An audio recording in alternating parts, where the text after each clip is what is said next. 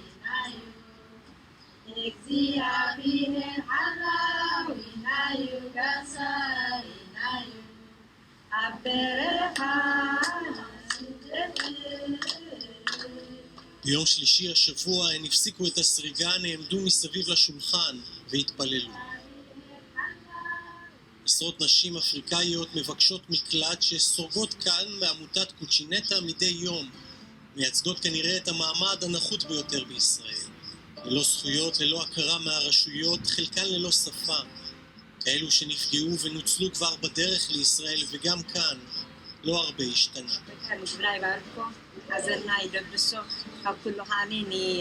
سيلفانا هاني من قصة سماية وارسة صدقون برختون كان بيت سبحة سمعة برختون يبزعلون آمين. סילבנה צגאי, נערה בת 13, הייתה אחת הסורגות שמצאה כאן לא רק תעסוקה, אלא בעיקר חברות, תמיכה, סוג של משפחה חלופית. לא ראינו אותה אז כמה חודשים, הייתה ביום שלישי שעבר, היא הגיעה לכאן פתאום. כולנו חיבקנו אותה, סילבנה, איפה היית? הייתה מאוד חמודה.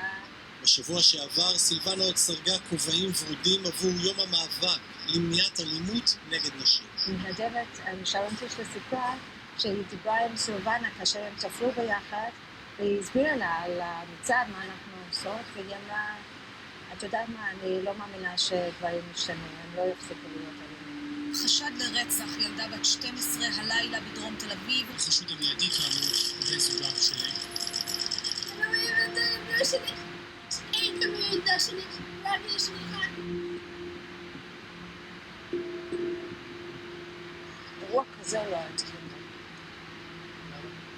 כי יכולנו לפעול אחרת. יכולנו, אני מתכוונת למדינת ישראל, לא שירותי הרווחה של עיריית תל אביב. אני, צר לי להגיד על הסוג של עלה תאנה במקרה של הקהילה הזרה. כבר 11 שנים חלפו מאז שמבקשי המקלט ומהגרי העבודה למי שיעדיף נכנסו לישראל והציפו את דרום תל אביב.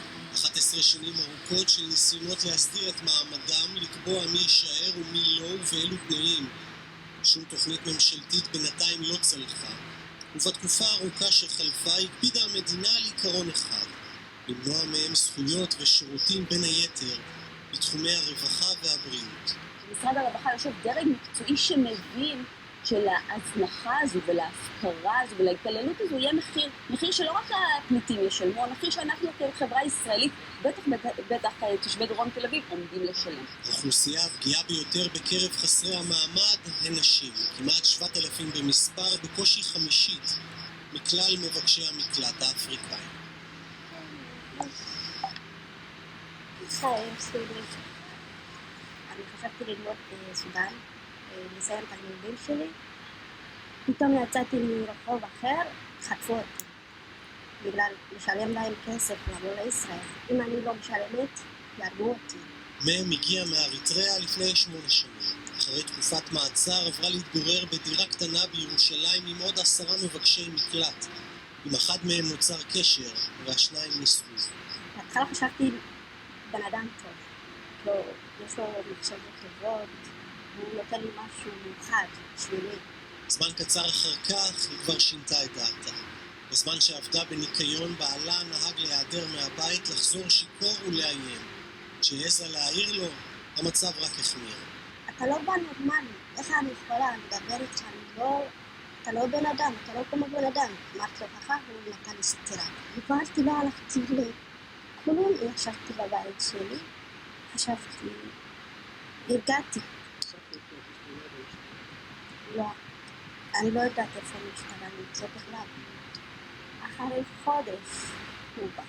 איפה הוא נעלם, אני לא יודעת. הוא בא שפה ככה, על הפנים.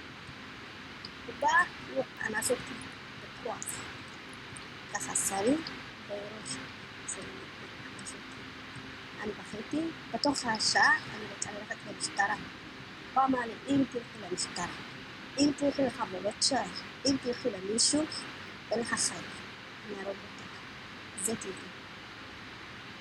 אני התפחדתי, לא אמרתי לאף אחד.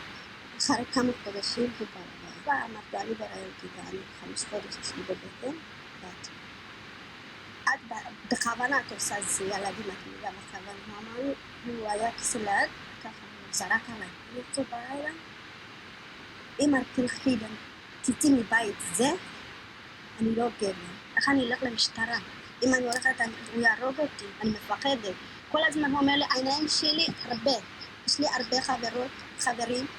איפה את נמצאת? איפה את הולכת? איפה את נכנסת? אני רואה אותך.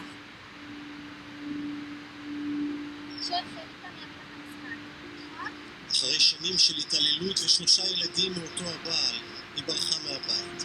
בשנה האחרונה שהתה במקלט לנשים מוכות, זה אגב השירות היחיד שמגיע לה ממשרד הרווחה וממדינת ישראל. כאישה... לא רואים אותן כמו בן אדם. בגלל הצבע, לא בגלל... יש קאמר, רואים גם צחנים. אבל לא מסתכלים בזה. לא גם את הרווחה, מקבל כל הזכויות שלה? לא. יודעת מה מגיע לה? כלום לא מגיע. בתקופת המקלט היא שווה לכל דבר. ברגע שהיא יוצאת, היא לא מקבלת את הסעדים הבסיסיים שמקבלת ישראלית, קרי הבטחת הכנסה, קרי מענק חד פעמי בשביל להתחיל את החיים שלה, קרי עזרה בשכר דירה לתקופת שהייה בחוץ שהיא תוכל להתארגן. היא לא יכולה לעבוד, היא לא יכולה לפרנס את עצמה, אין לה ביטוח רפואי. זאת אומרת, היא חוזרת שוב לאותו חלל שאין לה כלום. משרד הרווחה דרש לאחרונה וקיבל תקציב חלקי, 10 מיליון שקלים לטובת מבקשי המקלט. אבל בשל מדיניות הממשלה התקציב מיועד אך ורק למצבי סיכון, בעיקר של נשים וילדים, לא למניעה, לא לתמיכה. נשים זרות שנפגעו וזכו להגנה זמנית, חזרו לרוב לאותו המקום שעזבו, לאותו הבעל. לאן היא תלך? מה מצפה לה בחוץ? מצוקה כלכלית מאוד מאוד קשה? לאן היא תלך מילדיה? בן הזוג שלה הרבה פעמים נשענת הכלכלית. כבר במאי 2014 קבע מבקר המדינה כי משרדי הממשלה לא נותנים מענה לאוכלוסיות פגיעות בקרב מבקשי המקלט. לפני מספר חודשים בדוח מעקב התריע שוב כי נמשכת ההפקרה וההזנחה במיוחד של הפגיעים והחלשים בהם. והמשמעות של מקלט אמיתי היא לא רק לא לגרש אותם ולזרוק אותם בגינת לוינסקי בלי אישורי עבודה ובלי כלום ולהגיד להם לכו תחטטו בזבל. הגנה אמיתית משמעה שילוב.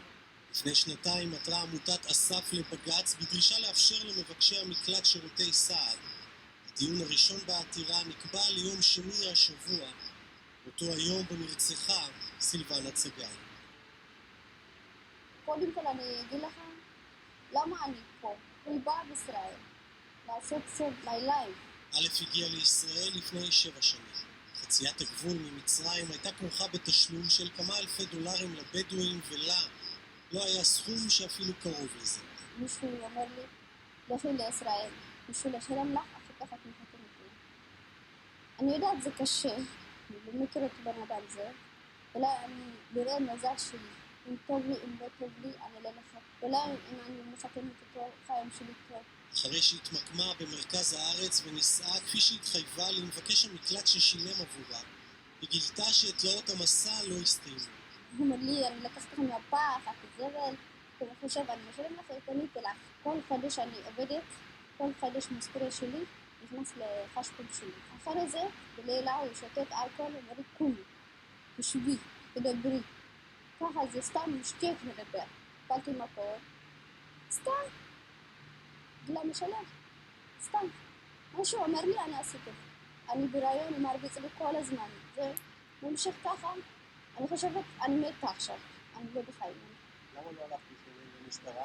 אני מפחדת כל הזמן במיטה שלי, ועשתה סכין כל הזמן. אבל אני בטח. אני מפחדת, איך אני אגיד להם לקופת חולים? איך אני אגיד להם למשטרה? אני מפחדת. אפילו משטרה אני בית. איפה אני אלך? אין לי משפחה, אין לי כלום. אף אחד לא מכיר אותם. מי לעזור? אחרי כמה שנים של אלימות בגיל 31 במדינה זרה ללא עבודה קבועה ועם 2 ילדים קטנים, א' ברחה מהבית והחלה את המסע שלה שוב. הוא בבית, חושן, אני לקחתי את ילדים שלי, של ילדה שלי, התיק שלי, של דף הכל, מקופת חולים, ילדה שלי והדף שלי, הלכתי בחוץ. אין לי חיים עכשיו. בישראל עכשיו אני מה? כלום. כשהמדינה לא מטפלת, היא גם לא צריכה להיות מופתעת מהנתונים. כמעט 6% מנשות הקהילה עוסקות בזנות בשל מצוקה כלכלית. במחצית השנה האחרונה חלה עלייה של עשרות מקרי אלימות בקרב מבקשי המקלט. למרות הלחץ הסיטואציה שאנחנו נמצאים בה, פה בלי שום מעמד, וכל פעם הממשלה מלחיצה אותנו, מכניסה אותנו ללחץ, ואנחנו לא יודעים מה יקרה מחר.